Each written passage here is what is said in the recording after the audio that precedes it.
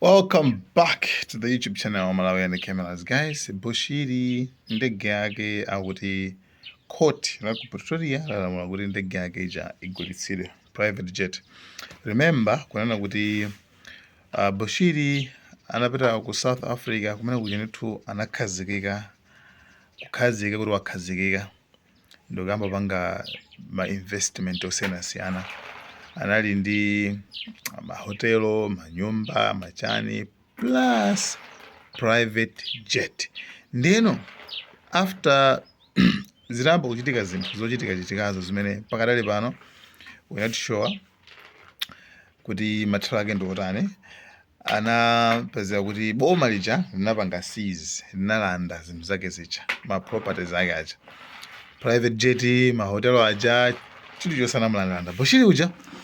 Then zikupeza kwana kuti after kuti anachoka amene kujako kuthawa kubwera ku Malawi and panopa samana khoti lagamula kwana kuti ndege yake ijayo imene anamulandayo akuti afuna agulitse apange cover ma expenses onse amene achitika pa mlandu wake omuzengawo. By the way, Bushiri sakufuna kupita ku South Africa chifukwa chena kuti akupanga feel kuona kuti chitetezo chake kumene koko ndi chochepa ku South Africa ko, chifukwa akudziwa bwino, chifukwa ena ataona kuti ayi akakusamalama even apolisi omwewo ndi amene amapangidwa bribed kupatsidwa katangale kuti ampange Bushiri. Even iwo ndi amene amabwera muziti iwe runga tofuna zinthu zako zikutere kuti pasa ndalama kuti titete nde iye akungofira kuti sali safe kwenikweni kuti apite ku South Africa kuti akapeze chigamulo kapena whatsoever. Ndiyeno mlandu uja utafika kuno, milandu yokwana 10 yonse anayipanga cancel for the like similar cases now. Paro milandu imene inatsa milandu itatu, koma imodzi mwa milandu 10 inalikhula ndi ndege, kuti ndege yo makuti ndi ndege mlandu wa ndege unatha ndege ndithu ndi yake ndithu mene anagamula majaji awo ku Malawi. Ndiye ye uja koma anamuwuza kuti apite no ku South Africa akayankhe milandu ikwana itatu anapanga apiro ayi mundikhululukire awo pakhawu zinthu zake ndizovuta ndithu kuti ndipite. I don't feel safe in the hands of South Africans. Then tili katikati mmene mumu modikirira kuti chingachitika nchani kwa a Prophet Bushiri ndi Mary Bushiri akazawo pamene boom ku South Africa pamene akugamula kuti ayi ndege yake ya Bushiri ikuyenera kuti igulitsidwe. Pamenepo ndege ya Bushiri akuti igulitsidwe. Do you think kuti pali chilungamo pene papa? Ali ngati akufuna apite akayitenge. Why iye akuthawa? Why sakubwera nkhani ndimeneyo? Nde pali mavuto angapo amene akuchitika, koma niyo maganizano ndolani Bushiri apita akatenga ndege yake? No, suti angabwereko bwinobwino. Anyway, maganizo anu nanga kuti Bushiri atha kupita ku South Africa. Atiti Bushiri wapita ku South Africa bwinobwino kukakhala kapena kuti kukayankha izizi za milandu yakezi. Ndiona ngati kuti Bushiri milandu itatu imene yatsalayo. Okay, suppose provided kuti Bushiri wapita kumene kuchako ndi milandu iwawina kuti iyeyo siwolakwa, ampeza kuti siwolakwa pa milandu itatu imene iyi, kwa pali mlandu umodzi umene sizingatheke kuti awine. Mlandu wake ndotinono, mlandu wake ndi othawa mu South Africa. Like iyeyo Bushiri mene wakamfunsa kuti ayi man Bushiri, can you answer this question, man? How did you get out of here in South Africa, man? That question mlandu mene uunde sanga wena uunde zampezera zifukwa. Bushiri, man, tell us, man. Violations of bail, like bail ija yeye nale pa bail, you understand? A Bushiri inuyo mundi milandu kuno nkhani ndi mu court chabwino inuyo pitani kunyumba mapassport tipaseni kuno, belo maidziwa, plus ndalama tipaseni kuno zoti akhotha agwiriziye ndalama ija.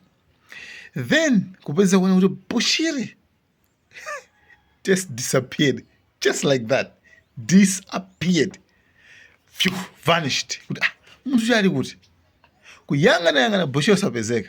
Then 2 minutes, boom, he's in Malawi. Ali ku Malawi, right? Ndeno, if to us it looks like so easy, right? To us it looks so easy. Kuti zapopo ngopita kamgankha mlanduyo abwereko. Come on, guys. To him, he has experience. Like I know experience ndizimene anakumana nazo ku South Africa. Experience ayinayo akudziwa kuti judicial system, judiciary ili bwanji kumeneko, akudziwa bwinobwino chinyengo chimene chili kumeneko, akuchidziwa bwinobwino kuti moyo wa munthu ndi wa ulibe ntchito, akudziwa bwinobwino zonsezo, right? Ena nakuti ayi mumubakira apite, koma I'm telling you, you put yourself in his shoes. Ndi pano pasopano pabwera propaganda kuti basi ndege yake igulitsana. That means they don't care. They don't even care. You understand? Nde iyo apite sopano mene kuchako. Do you think kwena kuti akandla pa chilungamo chitanga chimene chikayende anyway muli mwasemo, koma ndakala kuti atha kupita mene kuchako makuti koma na mlandu othawa belo, iweyo ndakupasa belo nkuthawa. Number 2, mlandu wokuti pa boda unatuluka bwanji, unadusira kuti, unakwera basi, unakwera ndege, iweyo mu South Africa unatuluka bwanji. Mlandu umene ndesanga yange nkhani imene ikamuvuta akangova hi man Bushiri, tell us how did you get out of here? Tell us how. Like,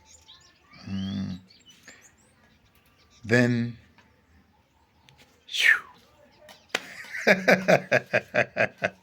hey, akangomiyena phew.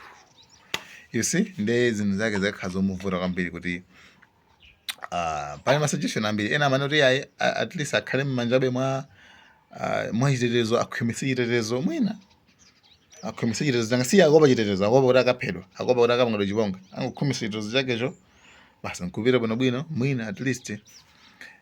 Komabe chitetezo atakhwimitsa kuti nangasakopa kumene kuti anthu akampanga makuti, komabe chitetezo atakhwimitsa yeye, koma mlandu umene